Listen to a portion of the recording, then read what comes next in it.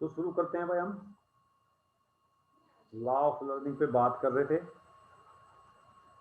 और उनमें जो हमारा इसमें चल रहा था लॉ ऑफ कॉन्टिग्यूटी यानी कि निकटता का नियम पे बात कर रहे थे। निकटता का नियम हो चुका था। जैसे हम कोई भी बात कोई चीज सीखना चाहते हैं तो हम केवल उसी चीज को नहीं सीख रहे होते, हम क्या कर रहे होते हैं, उसके साथ साथ अन्य चीजों को भी सीखते हैं जो उससे संबंधित होती है। और उसके बाद में फिर नेक्स्ट जो रूल था लॉ ऑफ लर्निंग, एक मिनट इसको ओपन होने दे।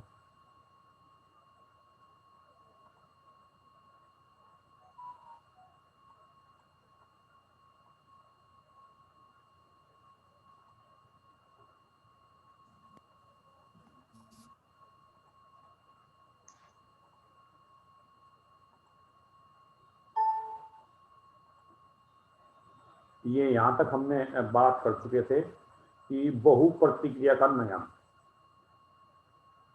Law of multiple responses. तो इसमें क्या होता है, इस नियम को हम सहवर्ती या सहगामी सीखने का नियम भी कहते हैं। सहगामी से भी पता लगा कि यानी कि साथ साथ चलने वाली गतिविधि, लॉ ऑफ कंकोमिटेंट या law of attending the learning. तो यानी कि अब जब किसी चीज को सीखते हैं तो उसको सीखने के लिए अनेक प्रयास करते हैं, अनेक लोगों की हेल्प लेते हैं। जो इफेक्टिव होगी, जो चीज में हम सफलता मिलेगी उसको हम बार बार करेंगे। और ट्रायल एंड एरर का जो थ्योरी बनी थी कि किस प्रकार सीखता है, वो सीखने के इसी नियम पर आधारित है। अब यदि हम देखें कि फिजिकल एजुकेशन में ही है, जो एथलेटिक्स की कक्षाएं हैं या स्पोर्ट्स की जो भी कक्षाएं हैं, उसमें क्या है कि कोई भी एक टेक्निक बताई तो यानी कि कोच ने डेमोन्स्ट्रेशन दिया तो हम उसके साथ साथ क्या करते हैं, वीडियो से देखते हैं। हो सकता है जो बात मैं ना समझा पाऊँ किसी दूसरे से दूसरे तरीके से वो समझ में आ जाए, तो क्या होता है कि वो दो तीन चीजें ये सीखता है उसके साथ साथ। और क्या सीख रहा है कि कोच के चाहे वो इफेक्टिव है, उसकी वेशभूषा है, उसकी तकनीक है, ये सब चीजें भी क्या होती हैं, इन सब चीजों से उसको प्रभावी बनाया जा सकता है। अगर प्रभावी बनाया जाएगा तो उसको वो चीजें स्किल क्या है आसानी से सीख पाएगा। इसी के साथ में छठा जो नियम है सीखने का, उसे कहते हैं मनोवृत्ति का नियम, लॉ ऑफ मेंटल सेट और एटीट्यूड। क्योंकि सीखने में हम बात कर चुके कॉग्निटिव, इफेक्टिव और अफेक्टिव में कि अर्ज होना भी जरूरी है और उसके प्रति जो हम स्वीकारे कैसी मनोवृत्ति है, इसका प्रभाव सीखने पर पड़ेगा। किसी कार्य के विशेष यदि छात्र की प्रतिक्रिया या मनोवृत्ति क्या है, अगर पॉजिटिव है तो वो सीखेगा उसको, अगर निगेटिव है तो क्या रहेगा, उसको सीखने में या तो गलतियां होंगी और समय अधिक लगेगा, सीख नहीं पाएगा। तो इसीलिए क्या कहता है मनोवृत्ति का नियम, कहता है कि हमारा जो एटीट्यूड है वो पॉजिटिव होना चाहिए। इसी तरह से सीखने का जो सातवां नियम है उसे आंशिक क्रिया का नियम कहते हैं, लॉ ऑफ पार्शियल एक्टिविटी कहते हैं। इससे अपने आप ही पता लगा, लॉ ऑफ पार्शियल एक्टिविटी का मतलब अंश, अंश में बनाया। तो इस नियम के अनुसार क्या है, जब भी कोई कार्य है उसे या तो सीखना चाहते हैं या करना चाहते हैं तो क्या करें, छोटे छोटे अंशों में विभाजित कर लें और प्रत्येक को क्या करें एक एक करके क्रम से यानी कि नंबर वाइज सीखें। तो क्या होगा, कठिन से कठिन कार्य भी सीखना आसान हो जाएगा। तो इसके आधार पे जो डेमोन्स्ट्रेशन की पद्धतियां हैं आप पढ़ते भी हैं, तो उसमें एक आती है आंशिकता से पूर्णता की ओर, पार्ट एंड होल मेथड। वो क्या है, it is also based on law of partial activity. और तो इसे क्या कहते हैं, अभ्यास को विभाजन का नियम भी कहते हैं, law of distribution of practice. Douglas और हॉलैंड ने इस नियम के बारे में, ये कितना प्रभावी है, इसके बारे में लिखा कि यदि मनुष्य व्यक्ति किसी एक कार्य को एक दिन में 70-80 मिनट तक लगातार अभ्यास करने के स्थान पर, इन्होंने एक ही दिन में 80 मिनट बात की, 80 मिनट पढ़ाया अभ्यास किया, वो क्या करे 4 दिनों तक 15 से 20 मिनट तक अभ्यास करे तो वह उससे अधिक सीख सकता है। तो लॉ ऑफ पार्शियल एक्टिविटी भी उन तीनों नियम के साथ साथ इफेक्टिव है, जिसने हमें पार्ट एंड होल मेथड दिया डेमोन्स्ट्रेशन का, और हमारे स्पोर्ट्स में law of distribution of practice दिया कि थोड़ा थोड़ा कर करके अभ्यास करें। और जैसा मैं आपको पढ़ने में बताता हूँ कि क्या करें कि भाई 40 मिनट की बजाय ये कि 5 घंटे 2 घंटे लगातार बैठ के पढ़े नहीं, 20 30 40 मिनट बैठे। जब आपका ब्रेन थक गया तो फिर रेस्ट लिया, थोड़ी एक्टिविटी चेंज की और उसके बाद दोबारा पढ़े। तो ये क्या होता है, इफेक्टिव हो जाती है लर्निंग, क्योंकि हमारे ब्रेन को भी, हमारे शरीर को भी रेस्ट की, रिकवरी की आवश्यकता होती है। और नियम है, जैसे 8वां नियम है स्वांगीकरण या आत्मसात करने का नियम, इसे कहते हैं लॉ ऑफ एसिमिलेशन। एसिमिलेशन का मतलब होता है डाइजेस्ट करना, हजम करना।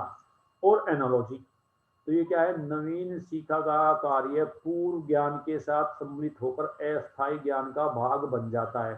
अस्थायी की बजाय अस्थायी पढ़ना है।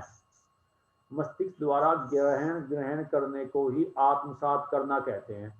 तो जैसे कोई नई चीज सीख रहे, मैंने उसमें बताया भी था कि आपको जब फिजियोलॉजी वाले में बात करते हुए कि जैसे आया मोटर एंड प्लेट, तो जब मोटर एंड प्लेट आ तो आपको उसके साथ में मसल्स की स्ट्रक्चर भी याद करनी कि मोटर एंड प्लेट डायरेक्टली जो है ये न्यूरॉन है जो जब मसल से जुड़ता है वहां पर गैप रहता है। तो जब आप इस तरह से इस प्रेजेंट नॉलेज को पुराने वाली नॉलेज से करोगे तो पुराने वाली नॉलेज तो स्थायी हो ही जाएगी, उसके साथ जुड़ के ये भी अस्थायी हो जाएगी। तो ये नियम क्या है, स्वांगीकरण या आत्मसात करने का नियम कहलाता है।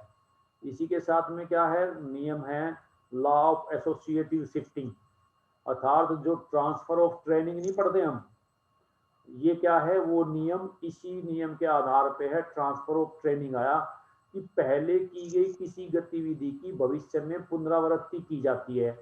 तो जब भी हमें समान परिस्थितियां मिलती हैं तो वो क्या है कि हमें जो है आसान होती है। जैसे बास्केटबॉल के खिलाड़ी को वॉलीबॉल या हैंडबॉल खेलना आसान रहेगा क्योंकि बॉल से हैंडलिंग करनी है। वह हैंड बास्केटबॉल में एक रिंग में डालना होता है, हैंडबॉल में किसी और बड़े वाले में डालना है। तो ये स्किल कहाँ काम आ रहा है, यानी कि ये स्किल पुराने वाले जो हमने स्किल सीखा था उससे रिलेटेड था, तो इसलिए इसको जल्दी सीख लिया, तो ये सीखने में सहायक सिद्ध होगा। जैसे एनाटोमी यानी कि साइंस वाला बच्चा है, वो फिजिकल एजुकेशन में आए तो उसको एनाटोमी में, फिजियोलॉजी में, बायोलॉजी में इसमें दिक्कत ही नहीं आएगी। और आर्ट वाला तो उसको जो सोशोलॉजिकल फाउंडेशन है, फिलोसफिकल फाउंडेशन है, हिस्ट्री है, उसको इसमें मदद मिलेगी। तो ये क्या कहता है, सहयोगी परिवर्तन का नियम कि हम यदि पुरानी कोई चीज आती है और उसको नई चीज से संबंध है तो उसको सीखना आसान हो जाता है। नियम नंबर 10 कहता है लॉ ऑफ रिसेंसी, यानी नवीनता का नियम। तो ये मनुष्य की क्या है कि नई नई चीजें सीखना चाहता है। तो इसके अनुसार क्या है, अब ये बात भी है कि लर्निंग का जो प्लेटू बात की थी कि शुरुआत में क्या होता है, प्रोग्रेस बहुत जल्दी होगा जब हम नई नई चीज सीख रहे, लेकिन एक समय बाद आता है कि प्रोग्रेस एक बार को रुक जाता है, बढ़ना बंद हो जाता है, तो उसको प्लेटू कहते हैं। तो लॉ ऑफ रिसेंसी क्या कहता है कि नवीन चीजें, नवीन इन्वेंशन, नवीन टेक्निक हमेशा इस्तेमाल करनी चाहिए जिससे जो सीखना है वो प्रभावी रहे और बच्चे की रुचि बनी रहे। लॉ ऑफ पर्पस, उद्देश्य का नियम, यदि कोई कार्य, ये क्या कहता है, यदि कोई कार्य हमारे उद्देश्य की पूर्ति में सहायक है तो उसे हम जल्दी सीख लेते हैं। तो खिलाड़ी के लिए जो भी टेक्निक ज्यादातर उपयोगी होंगे उसको बहुत जल्दी सीखेगा क्योंकि उसको अच्छा खिलाड़ी बनना है। किसी को टेस्ट की तैयारी करनी है तो वो टेस्ट के लिए बनेगा। इसी तरह से पुनरावृत्ति एवं अनुप्रयोग का नियम, law of frequency and misuse, जो यूज एंड मिसयूज है ये उसी से संबंधित है, लॉ ऑफ एक्सरसाइज से संबंधित है।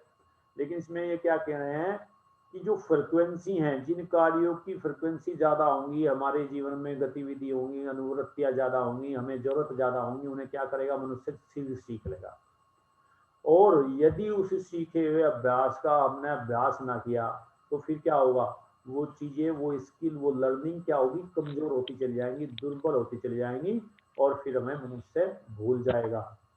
और अंतिम उसका नेक्स्ट जो नियम है लॉ ऑफ मैच्योरेशन, जैसे हम लर्निंग में बात किया कि एक सर्टेन लेवल की मैच्योरिटी होनी चाहिए। लॉ ऑफ रेडीनेस नहीं है तत्परता का नियम, तो उसमें मैच्योरेशन तो क्या था, इनडायरेक्टली कहा, लेकिन यहाँ पे ये क्या कह रहा है, मैच्योरेशन भाई इंटरेस्ट वगैरह सब छोड़ो, जब तक एक सर्टेन लेवल की मैच्योरिटी नहीं होगी तब तक वो कार्य नहीं सीख सकता।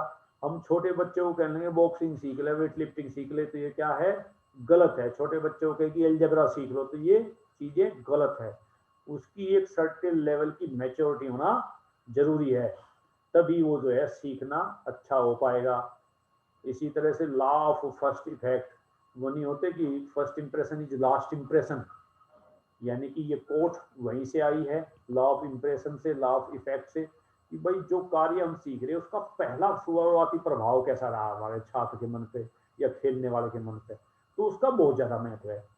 और इसका सीखने के प्रत्येक फील्ड में महत्व है, चाहे खेल के नियम हो, चाहे हमारे पढ़ाई के नियम हो। जिन चीजों पर प्रभाव शुरुआत में अच्छा पड़ा तो उसको क्या है, हम जल्दी सीखेंगे और अच्छा मजा आ जाएगा, प्रयास करेंगे।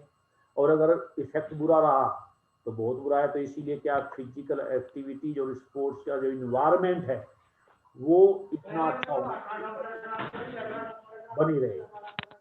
और आप लास्ट, 10 मिनट बैठ जाओ और बता दे बोलने के बाद, ठीक है। भाई बस 1 मिनट यूज कर लो। लास्ट है लॉ ऑफ मल्टीपल लर्निंग। वहां था बहु अधिगम का नियम, ट्रायल एंड एरर की।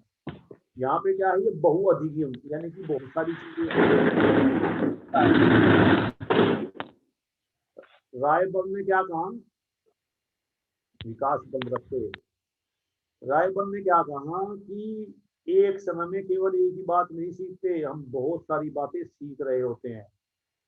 जैसे हम क्लास ले रहे हैं तो हम उस टीचर के स्टाइल से, हम उस टीचर के ड्रेस से, हम उसकी जो दूसरी किताबें हैं अपने फ्रेंड से, सबसे सीखते हैं। अर्थात एक साथ कई चीजें हम एक साथ सीख रहे होते हैं। तो यहाँ तक सीखने के नियम पूरे हो गए। आसान भी है लेकिन थोड़ा ध्यान से पढ़ना है, इनके उत्तर थोड़ा जल्दबाजी में नहीं देना कभी, पहले पढ़ें, सोचें और रिकॉल करें। आज मैंने व्हाट्सएप पे एक आपको स्क्रीनशॉट शेयर किया था, उसमें 2 उत्तर पूछे गए हैं। ये एक ऐसा ग्रुप है जो नेट जेआरएफ पता नहीं बहुत ही तैयारी करा रहा है ऑनलाइन, उस ग्रुप में मुझे भी ऐड कर लिया था। तो इसमें ये प्रश्न आया कि भाई योग को समाधि किसने माना, किसने व्याख्या की इसके बारे में।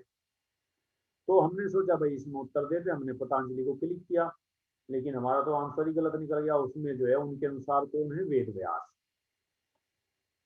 तो बाद में देखा उस ग्रुप को ज्वाइन करने के लिए क्या है कि अगर और क्वेश्चन मंगाने तो 10 रुपए आप फीस करो, ऑनलाइन जमा करो, ये पेटीएम है, ये उसका वो अकाउंट है, वो देखा।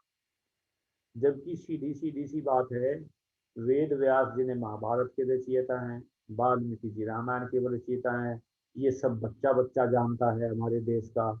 और पतंजलि ने 8 पद लिखे, योग के 8 वो बताए चरण, में सबसे अंतिम चरण समाधि है।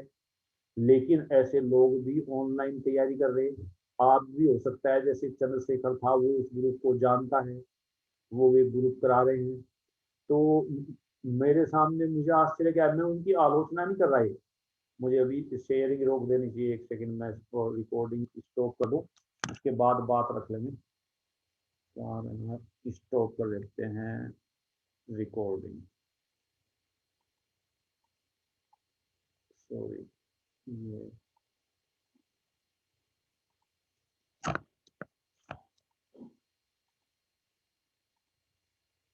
मैं रिकॉर्डिंग